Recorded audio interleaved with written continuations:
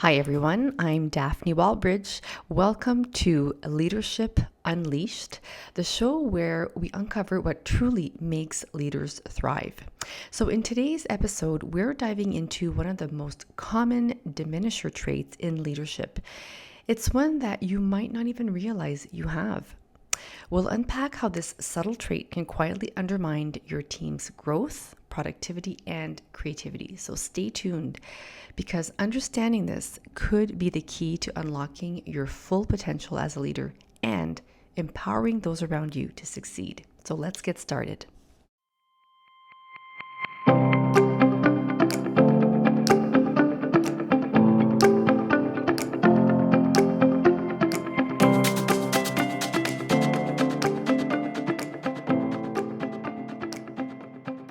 Okay, so this trait, we're going to be talking about micromanagers today. And micromanagers, I'm sure, as leaders, or even if you don't hold a leadership position, an official leadership position, I think we've all been, we've all had the experience of working with micromanagers.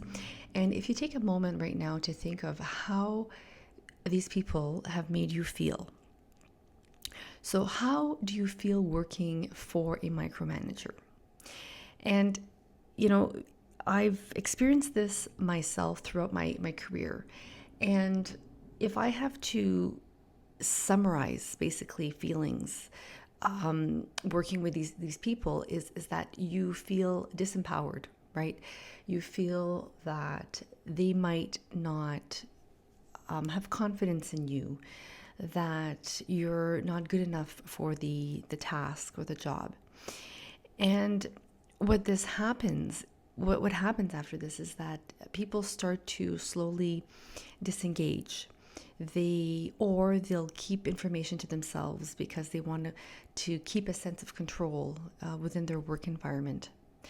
And leaders who are micromanagers, they slowly start to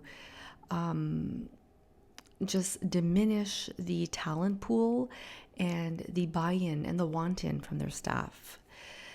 So I'm talking about this today because this is something that we see, and sometimes we need to understand why leaders are this way.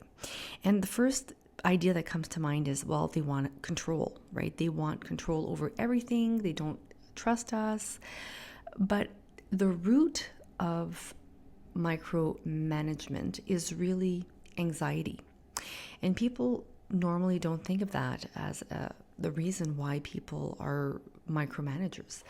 But it is because they feel anxious. They feel ill-equipped to lead effectively.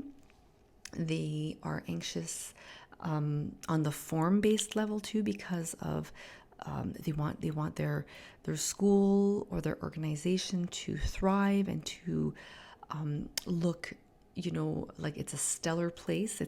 They're doing incredible work. So the appearance is also very important to these micromanagers, and it's causing a great sense of anxiety because they are living in the future. They're always fast forwarding to the future.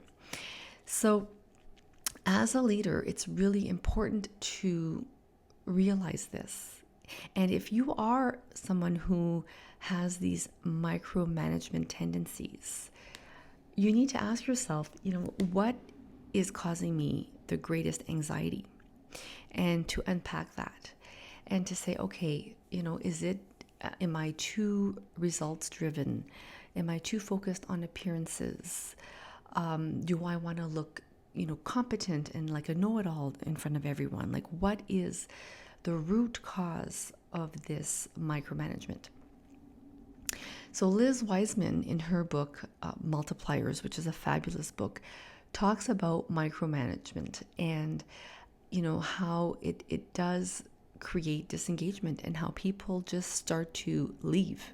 So even if they don't leave physically, they start leaving mentally and emotionally. And that's the last thing you want, because as a leader, if you don't have people who are wanting to work with you and who have the buy-in and the want-in to move forward with initiatives, then you're going to lose your team. And without a team, you really can't lead. The other thing to keep in mind is that as a leader, the antidote to this micromanagement is to, give your team the freedom to explore and to make mistakes and to, let them find ways to solve creatively problems. Now, they do need to be structured. Like, I'm not saying that, you stop managing and you just give them carte blanche. That's not at all what I'm saying.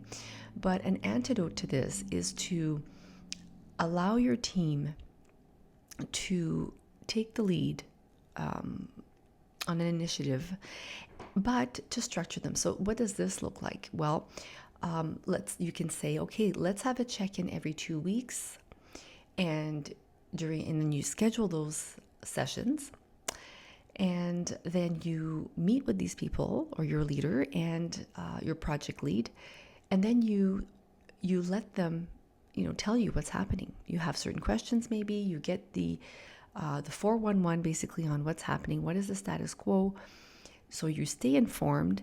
And your role is to facilitate, is to remove barriers and to remove any points of friction. So those check-ins are there to stay informed, to make sure that you're addressing any issues, and to help your team move forward. That way, you're still involved, but at an arm's length. And your team knows they also have structure and support when they need it. So that is a better way of allowing your team to grow, to build skills, to thrive, and it's taking away elements and tasks from your plate so you can focus on the bigger picture as a leader.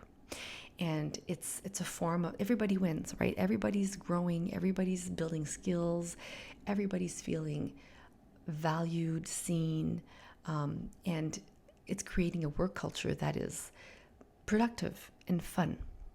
So that's what I wanted to share today in this short podcast.